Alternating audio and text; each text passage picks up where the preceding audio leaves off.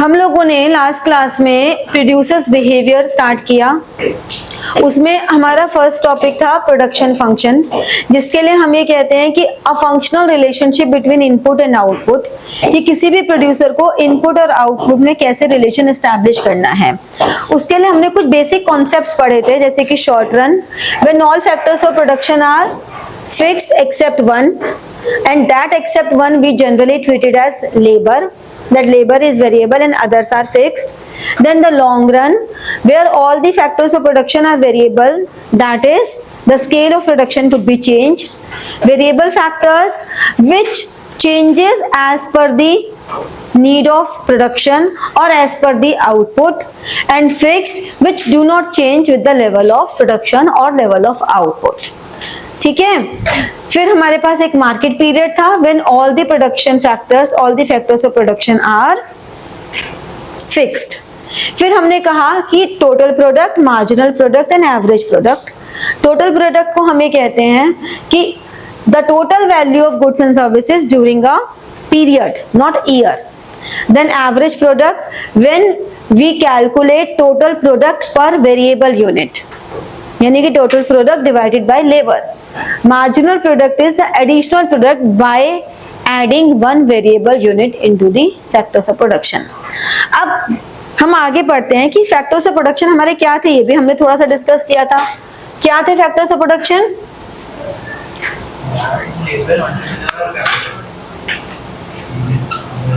Land,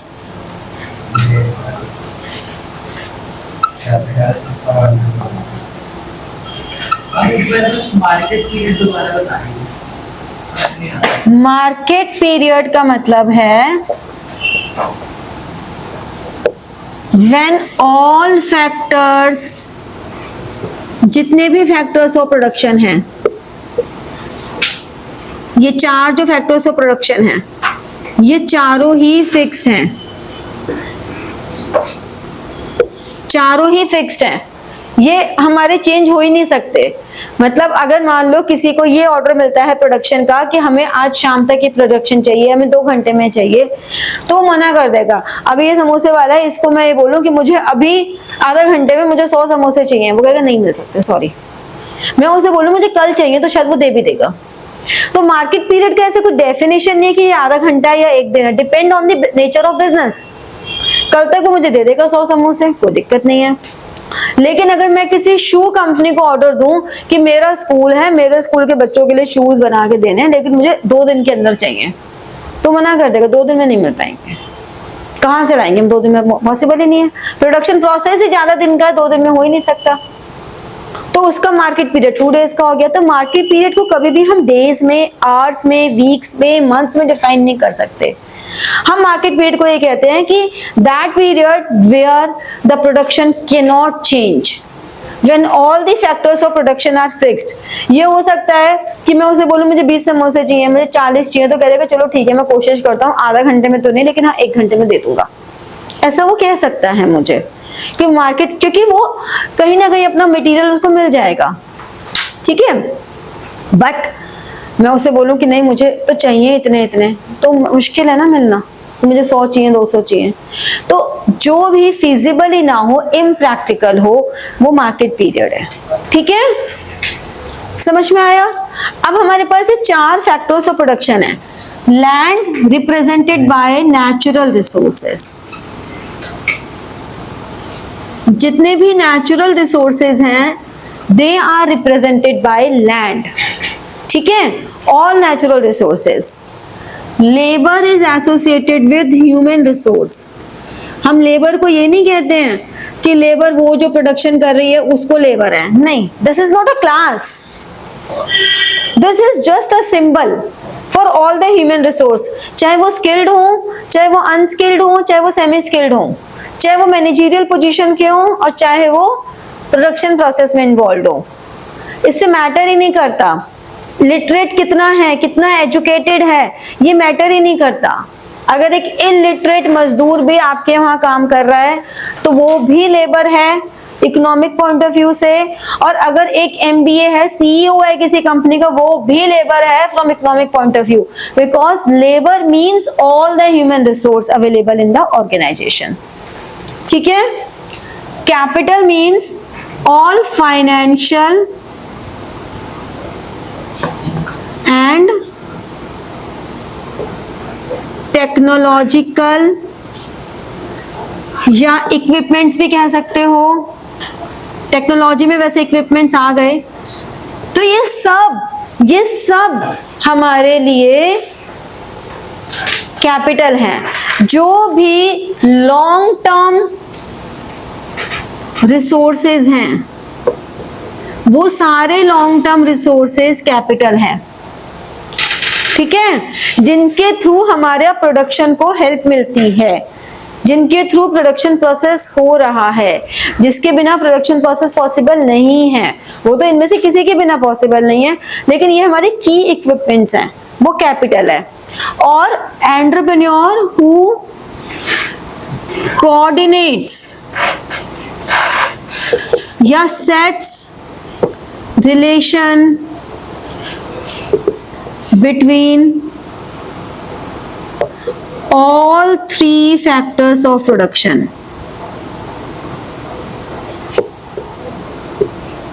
ये जो बाकी 3 फैक्टर्स ऑफ प्रोडक्शन हैं, इनके बीच में कोऑर्डिनेट करना, उनके बीच में रिलेशन सेट करना, ये देखना कि कौन से फैक्टर को कितनी इंपॉर्टेंस देनी है, यानी कि हु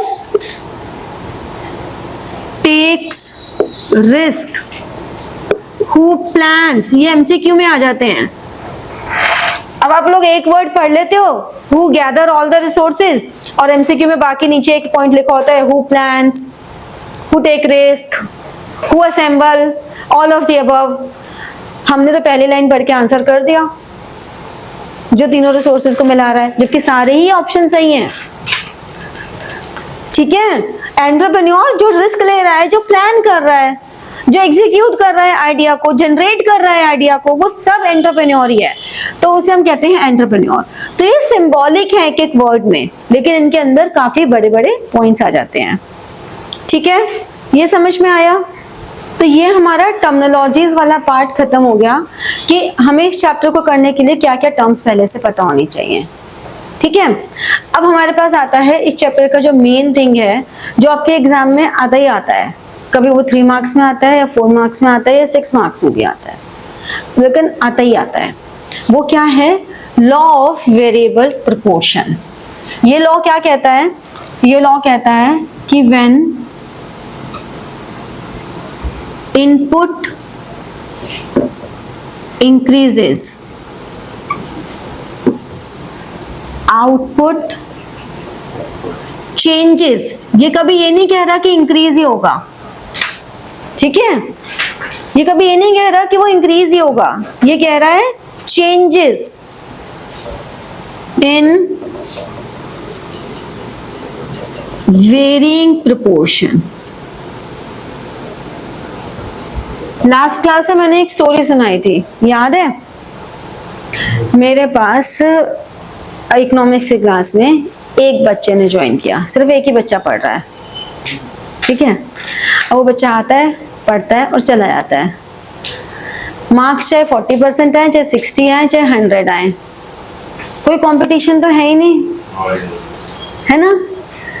अब अगर नहीं है तो कई बार हो सकता है उसको टाइम नहीं है, कभी मुझे लगता है मेरे पास टाइम नहीं है, हमारी क्लासेस मिस हो जाती हैं, है ना, हो जाता है ना ऐसा। लेकिन अब 2-3 बच्चे और आ गए उनके साथ। मेरे इस हॉल में वहां पे बिठाने की जगह है, मान लो 20 बच्चों की कैपेसिटी है।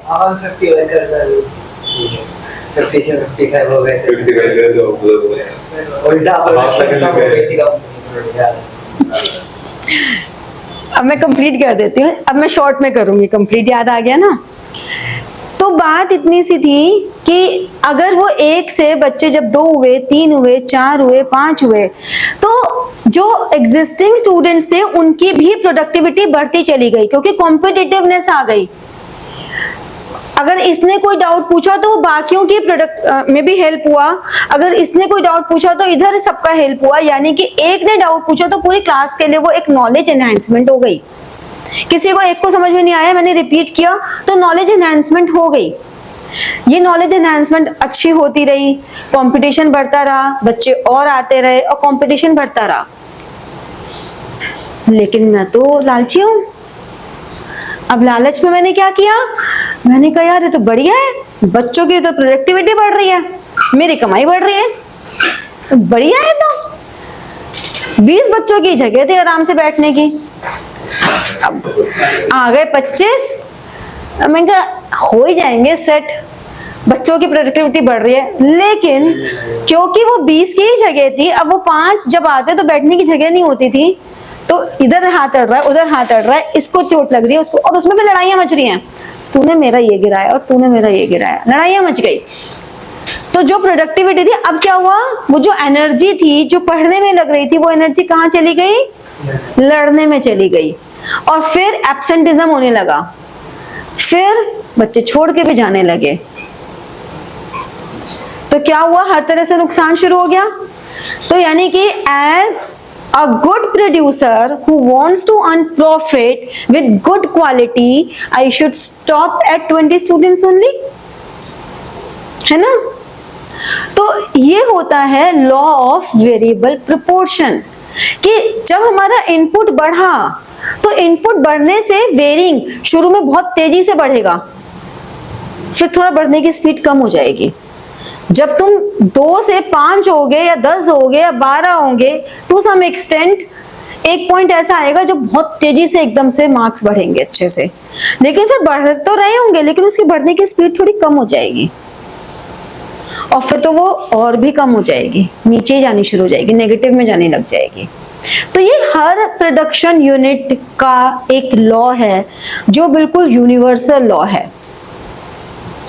अगर किसी प्रोडक्शन यूनिट में, मैंने बताया था 50 वर्कर के बैठने की जगह है मान लो इधर, तो 50 वर्कर तक प्रोडक्शन बढ़िया होगा, लेकिन उसके बावजूद भी मैं वर्कर्स को बढ़ाती चली जाऊंगी तो वो वर्कर्स प्रोडक्शन नहीं देंगे। तो चाहे सर्विस सेक्टर हो और चाहे प्रोडक्शन सेक्टर हो, even in case of A doctor, अगर उस डॉक्टर के पास इतनी ही कैपेसिटी है कि वो 2 घंटे के लिए बैठेगा और उस 2 घंटे में वो 20 मरीज देख सकता है, अब अगर उसके पास 25 आ गए तो उसको लग रहा है कि बैठ तो मैं 2 ही घंटे सकता हूँ, वो एक मरीज पे जहां थोड़ा टाइम ढंग से दे रहा था, उसने उस पेशेंट पे टाइम कम देना स्टार्ट कर दिया। तो पेशेंट क्या सोचेंगे, तो बात ही नहीं सुनते, इनके पास तो टाइम ही नहीं हमारी बात सुनने का, ये तो बस आते हैं, देखते हैं, दवाई लिख देते हैं, भेज देते हैं। धीरे धीरे क्या होगा, उसके बाद पेशेंट जाने कम हो जाएंगे। तो उसे कहाँ स्टॉप कर देना चाहिए, जब तक उसकी जो स्किल है डॉक्टर की वो पूरी तरह से यूटिलाइज नहीं हो रही। जैसे उसे लगे कि now this is the full utilisation of my skill, उसे वहां पे स्टॉप कर देना चाहिए। समझ रहे हो। तो ये जो लॉ है, ये चाहे सर्विस सेक्टर हो और चाहे प्रोडक्शन सेक्टर हो, हर जगह अप्लाई होता है। ये कहता है कि जब भी जिस भी यूनिट का जो भी इनपुट है, वो जब भी इनपुट इंक्रीज होगा तो जो आउटपुट है वो वेरिंग प्रोपोर्शन से जाएगा। ठीक है, तो कैसे वेरिंग होगा, उसकी स्टेज 1 होती है, जो हमारा टोटल प्रोडक्ट है जिसको हम टीपी कहते हैं, increases at an increasing rate, वो इंक्रीजिंग रेट से इंक्रीज होगा। स्टेज 2 होती है TP increases at a decreasing rate, and stage 3 होती है TP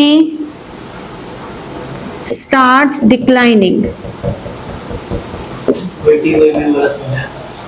ठीक है, हाँ बिल्कुल वही सब जगह चलता है। अब यहाँ पे TP increases at increasing rate, तो इसकी वजह से MP राइज हो रहा है। इस वाली स्टेज में TP मैक्सिमम होगा और MP डिक्लाइन हो जाएगा, डिक्लाइन होगा एंड 0 हो जाएगा। और इस वाली स्टेज में MP नेगेटिव हो जाएगा। ये 3 स्टेजेस हैं। तो what do you think which stage is the optimum stage for a producer? Second stage, ये आइडियल है, सब मानते हैं इसको आइडियल, सब मानते हैं इसको आइडियल सेकेंड स्टेज को। भाई सब कह रहे हैं this is the ideal stage. तो क्या ये सही है? Do you all agree? तो सबके साथ मान लेते हैं सेकंड ही है, सेकंड ही आइडियल स्टेज है, क्योंकि यहाँ पे टीपी हमारा मैक्सिमम पर है। अगर मैं इसको डायग्रामेटिकली देखती हूँ, ये हमारा आउटपुट है, ये इनपुट है, ठीक है, ये टीपी है। थोड़ा सा ये ऐसे कर्व भी बनता है, फिर से देख लो, ऐसे थोड़ा सा इस तरह से कर्व बनता है। तो ये जो कर्व है फिर से बना देती हूं मैं एक बार और, ये टीपी है, ठीक है। तो ये जो टीपी हमारा आया, इसका हाईएस्ट पॉइंट ये रहा, और जहां से ये तेजी से इंक्रीज हो रहा है और फिर धीरे धीरे इंक्रीज हो रहा है, ठीक है। तो हमने कहा ये वाला जो पॉइंट है, यहाँ पे MP मैक्सिमम है और ये आ गया। ये जो हमारा एक बहुत ही, ये पॉइंट थोड़ा थोड़ा इधर उधर हो सकता है, लेकिन ध्यान ही रखना, जैसे ही थोड़ा सा शार्प इंक्रीज हो रहा था, उसके बाद जब से वो स्लोली इंक्रीज होने लग गया, बस वहीं से एक लाइन हमने ड्रॉ कर दी जहां पर हमने TP को MP को मैक्सिमम रखा, H S 0 A B। तो इस लाइन के जो ये वाली है, this is first stage, this is second stage and this is third stage. आपको इस डायग्राम की लेबलिंग में ये ध्यान रखना है कि आपको स्टेजेस जरूर मेंशन करनी है। अब इसमें क्वेश्चंस कैसे पूछे जाते हैं? ये तो direct question, explain law of variable proportion, तो आप लॉ को एक्सप्लेन कर दोगे। एजम्पशन क्या होंगी इसकी? जब भी कोई लॉ एक्सप्लेन करना है, जब भी कोई भी लॉ एक्सप्लेन करना है, चाहे लॉ ऑफ डिमांड हो, चाहे law of diminishing marginal utility हो, चाहे लॉ ऑफ वेरिएबल प्रोपोर्शन हो, कोई भी लॉ है, एजम्पशन के बिना आगे नहीं बढ़ना। तो एजम्पशंस क्या हैं? एजम्पशंस में आ गया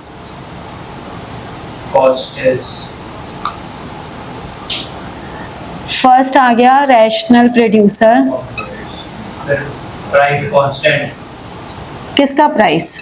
जो प्रोड्यूस कर रहे हैं, जो प्रोड्यूस कर रहे हैं, इनपुट का price, input price, input price. अगर डिमांड बढ़ेगी तो वो फिर डिमांड बढ़ रही है ना, बात यहाँ पे डिमांड की हो ही नहीं रही।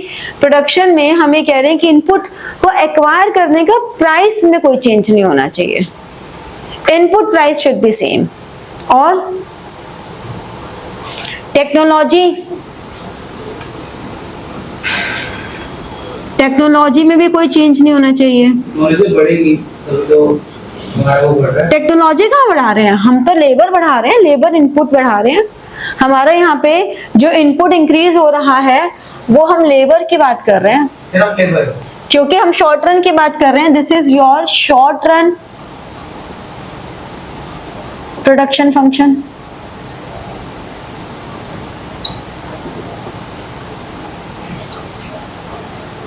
This is short run production function. Only labor is variable factor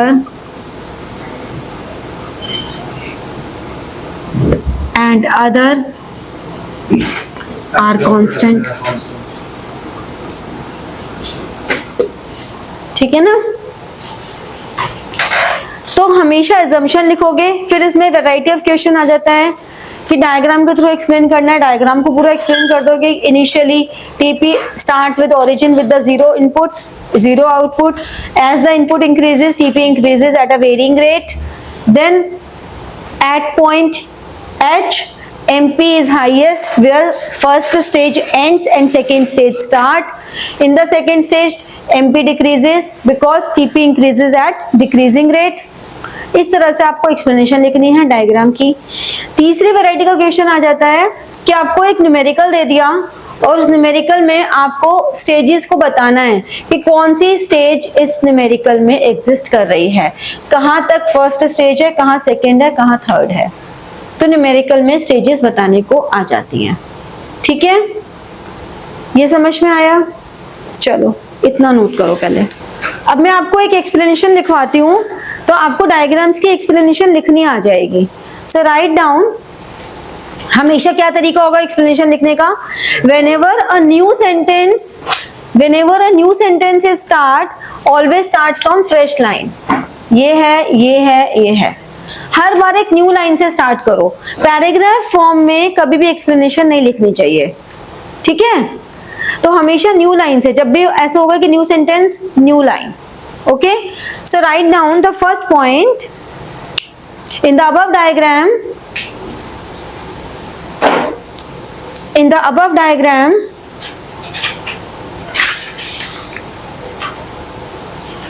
on x-axis output,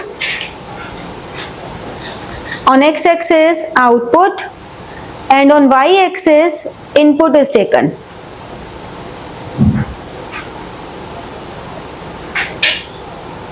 ठीक है, assumptions तो पहले लिख ही दोगे, तो हमें बार बार assumptions लिखने की जरूरत नहीं है। ठीक है, next point, TP starts from origin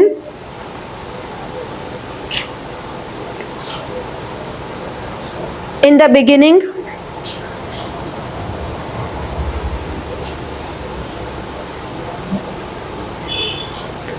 and as variable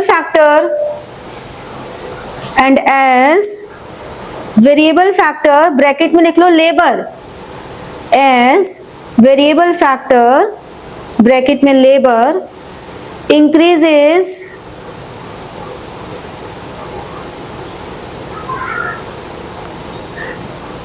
TP also increases at increasing rate initially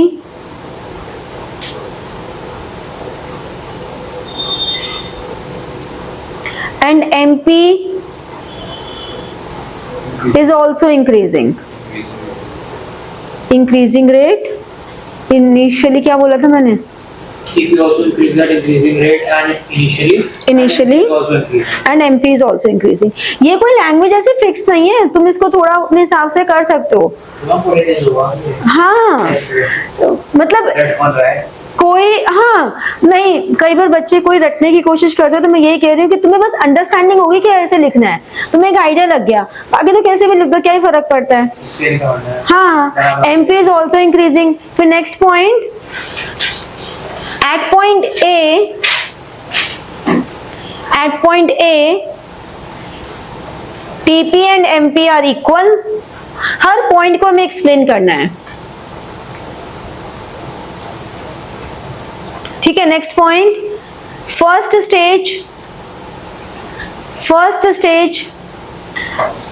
stage is over when MP is maximum at point H.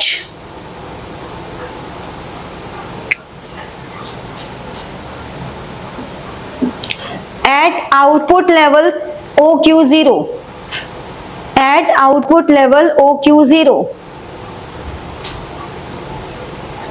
ठीक है, next point, when input increases more या more input increases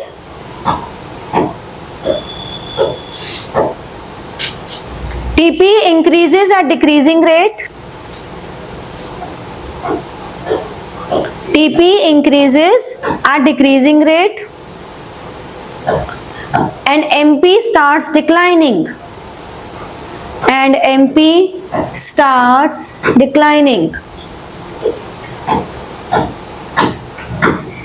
ठीक है, this is second and ideal stage for producer.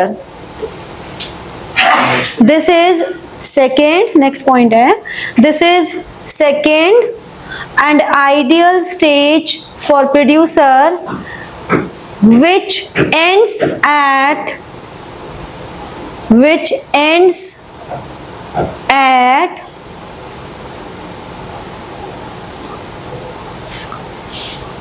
point S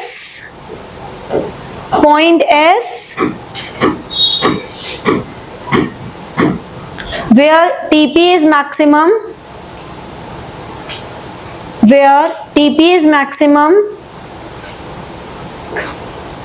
and point B where MP is 0. ठीक है, then next point. Now in the third stage, TP starts declining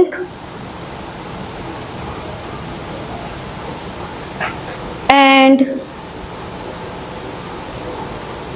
MP is negative. जब आप initially लिखोगे ना starting में, तो total product के आगे ब्रैकेट में टीपी लिख देना, मार्जिनल प्रोडक्ट के आगे ब्रैकेट में एमपी लिख देना, तो आप पूरी एक्सप्लेनेशन में टीपी एमपी यूज कर सकते हो, बार बार पूरा लिखना ही नहीं पड़ेगा। ठीक है, एमपी इज डिक्लाइनिंग। ठीक है, अब इसमें हम बीच बीच में अगर ऐड करना चाहें, मान लो 6 नंबर का है, तो 6 नंबर में हमें लगता है कि अरे इसमें तो और भी लिखना है, तो 6 नंबर का क्वेश्चन आ गया, law of variable proportion explain करना है, explain law of variable proportion. आपका 1 नंबर डेफिनेशन का हो गया, 1 नंबर एजम्पशन का हो गया, ठीक है ना। 2 मार्क्स आपके डायग्राम के होंगे और 2 मार्क्स आपके इस डायग्राम के एक्सप्लेनेशन के होंगे। इस तरह से पूरे 6 मार्क का आंसर बन जाएगा। सेम क्वेश्चन, ये 6 मार्क का है, सेम क्वेश्चन अगर 3 या 4 मार्क में आ जाता है तो 1 मार्क डेफिनेशन, 1 मार्क एजम्पशन, ये तो रहेगा ही।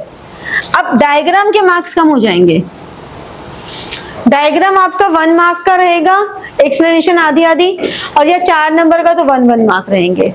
यहाँ पे ये भी हो सकता है कि डेफिनेशन आधे नंबर की, एजम्पशन आधे नंबर की, कुछ भी हो सकता है, कोई फिक्स रूल नहीं होता। और फिर बचे हुए मार्क्स जो है डायग्राम और एक्सप्लेनेशन के हो गए। बट ये कभी नहीं करना कि कम मार्क्स का है तो कम लिखा, ये उतना ही आंसर लिखा जाएगा। एक्सप्लेनेशन को थोड़ा और कट शॉर्ट कर सकते हो, ज्यादा से ज्यादा थोड़ा और कट शॉर्ट कर दो, लेकिन लिखनी जरूर है, प्रॉपर लेबलिंग करनी जरूर है। कोई भी डायग्राम बिना लेबल के बिल्कुल बेकार है। कभी भी आंसर को डायग्राम से स्टार्ट नहीं करना, हमेशा पहले कॉन्सेप्ट लिखना है, फिर डायग्राम बनाना है। ठीक है, समझ में आया?